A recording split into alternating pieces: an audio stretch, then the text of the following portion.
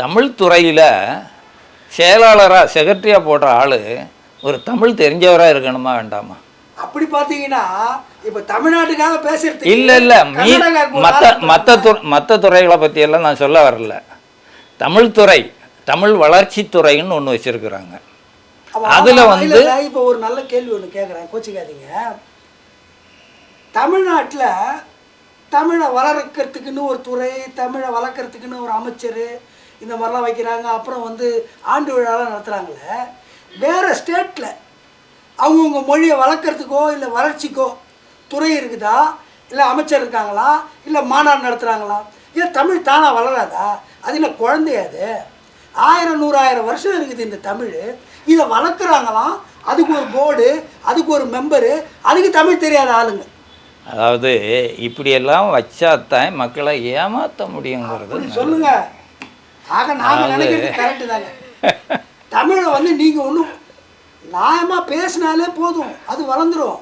உன் வீட்டில் தமிழை பேசினாலே போதும், அது வளர்ந்துடும்.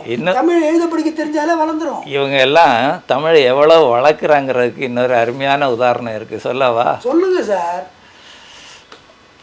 அதாவது தமிழ் கட்டாய கல்வி சட்டம், கம்பல்சரி தமிழ் லேர்னிங் ஆக்டுன்னு ஒரு சட்டம் தமிழ்நாட்டில் இருக்குது. யாருக்காவது தெரியுமா? இருக்குன்னு தான் நானும் நினைக்கிறேன். நினைக்கிறீங்களா? எப்போ அப்படி ஒரு சட்டத்தை போட்டாங்க தெரியுமா? அது தெரியாது. 2006 அந்த சட்டம் வந்துச்சு. தமிழ் கட்டாய கல்வி சட்டம்னு 2006 வந்துச்சு. எப்போ அதை நடைமுறைப்படுத்தி இருப்பாங்கன்னு நினைக்கிறீங்க? 2007 இல்லை 2006 கடைசியில். என்ன இது என்ன வருஷம்? 2026 சட்டம் வந்து எப்போ? 2006. அப்போ 20 வருஷம். 20 வருஷம் ஆனப்புறமும் அந்த சட்டம் இன்னும் நடைமுறைக்கு வரவில்லை.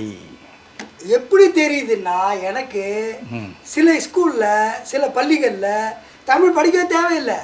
ஆனால் இப்போ அந்த சட்டம் வரல, போட்டதோட சரி. அதுதான் சொல்கிறேன். ஏலியோ போடுவோம், ஆனால் இதுக்கு அந்த சட்டத்தை நடைமுறைப்படுத்தக்கூடாதுன்னு நிறைய பேர், தமிழர் இல்லாத சிலர்லாம் ஹைகோர்ட்டு, சுப்ரீம் கோர்ட்டில் எல்லாம் கேஸ் போட்டாங்க. எல்லா கேஸ்லேயும் சொல்லிட்டாங்க இந்த சட்டத்தை எல்லாம் ஒன்றும் பண்ண முடியாது, முறைப்படி இருக்குன்னு சொல்லிட்டு. ஆனால் அதை செயல்படுத்துவதற்கு, நடைமுறைப்படுத்து சட்டம் போட்டவனும் தயாராக இல்லை, கோர்ட் ஆர்டர் வந்தப்புறம் அதை செயல்படுத்துகிற ஆளுகளும் தயாராக இல்லை. ஏன்னா இது வந்து மக்களை ஏமாத்துறதுக்காக போட்ட ஒரு சட்டமே தவிர உண்மையிலேயே நடைமுறைப்படுத்தணுங்கிறதுக்காக வந்த சட்டம் இல்லை. ஆனால் இதுக்கு இப்போ நாங்கள் ஒரு வழக்கு போட்டிருக்கிறோம் ஹைகோர்ட்டில், இந்த சட்டத்தை நடைமுறைக்கு கொண்டு வரணும்னு சொல்லிட்டு. சார், ஆளுங்கட்சிக்காரங்க என்ன பண்ணுறாங்க, 5 வருஷத்துக்குள்ளே ஏதாவது பண்ணணும், ஏதாவது போடணும், செஞ்சுட்டு போயிடணும். செய்யலைன்னா ஏன் செய்யலைன்னு நாளைக்கு கேட்கலாம், செஞ்சால் நாங்கள் தான் செஞ்சேன்னு சொல்லிடலாம். அதானே 2006 போட்ட சட்டத்தை 20 வருஷமாக மறந்துட்டு இருக்கிறாங்க. அதெல்லாம் பொதுமக்களின் சிந்தனைக்கு விட்டுரும். இப்படி ஒரு சட்டம் இருக்குங்கிறதே பொதுமக்களுக்கு தெரியாது.